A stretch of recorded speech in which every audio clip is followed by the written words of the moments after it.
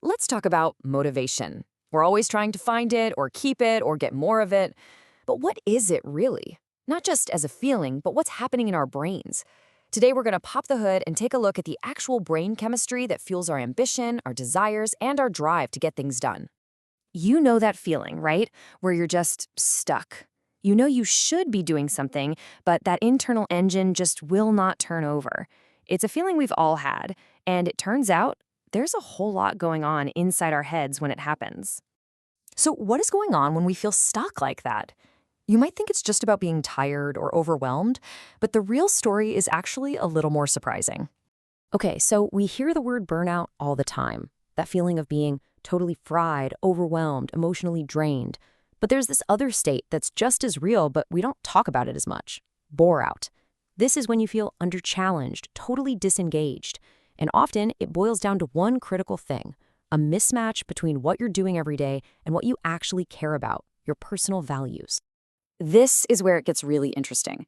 Because burnout and bore-out, they aren't just vague feelings. They are actual signals coming from your brain's very complex wiring. So let's zoom in and take a look at the machinery that drives our motivation.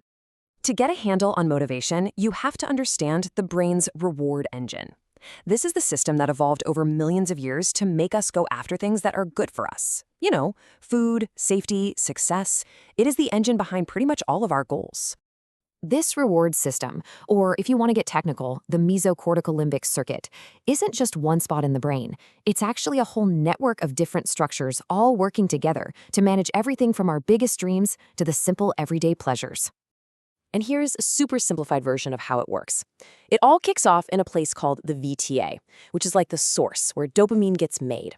That dopamine then shoots over to the nucleus accumbens, which is basically the brain's motivation hub. From there, a signal zips up to the prefrontal cortex, the part of your brain that's like the CEO, making the final call on whether or not to act. It's a simple little pathway, but it is incredibly powerful. Now, this is probably the single most important thing to get about dopamine. We always call it the pleasure chemical, but that's not quite right. It's the chemical of pursuit. It's the drive, the craving, the motivation to go get the reward. And understanding this difference is the key to unlocking this whole puzzle. And this distinction between the pursuit and the pleasure, it brings us to this absolutely crucial idea: the difference between wanting something and liking it. It turns out these are actually two totally separate experiences happening in your brain. Wanting is that drive, the desire, the craving to go get something. And yep, that's fueled by dopamine. But liking, the actual enjoyment and satisfaction you get from it, that's controlled by totally different brain chemicals, like opioids and endocannabinoids. These create feelings of bliss and contentment. They are two completely separate circuits. And here's the kicker: because they're independent, they can get disconnected. This explains so much. It's why someone with an addiction can desperately want a substance they don't even like anymore. Or, on a more common level, it's why we sometimes chase goals that, once we finally achieve them, don't actually make us happy. So, we've talked about when the engine sputters a bit. But what happens when it doesn't just sputter, but completely breaks down? Let's take a look at this from a more clinical perspective. The clinical term for this is disorders of diminished motivation, or DDM. And we're not just talking about feeling lazy on a Sunday. This is a profound breakdown in the brain's ability to generate the will to do, well, anything. And DDM exists on a spectrum. On the milder end, you have apathy, which is a general lack of interest. In the middle is something called abulia, which is a much more severe drop in goal-directed behavior. And then at the most extreme end, you have something called akinetic mutism, a state of such profound indifference that a person might not even react to pain or hunger. It's a really chilling look at what happens when the brain's wanting system completely shuts down. So what on earth could cause something this severe? Well, it can be triggered by things like brain injuries or strokes, diseases like Parkinson's, or psychiatric disorders like depression. But here's what might be surprising. Some very common medications, like certain antidepressants, antipsychotics, and even cannabis in some cases, can also lead to these states by messing with the brain's delicate dopamine balance. Okay, so we have gone deep into the neuroscience. Let's pull back out and bring this all back to our everyday lives.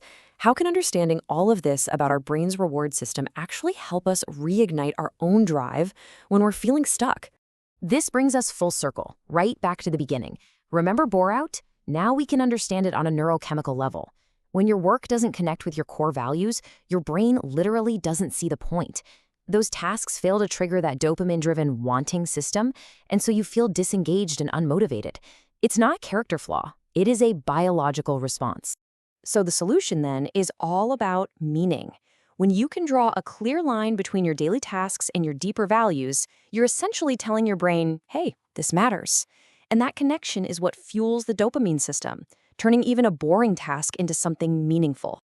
And that, right there, is the big takeaway.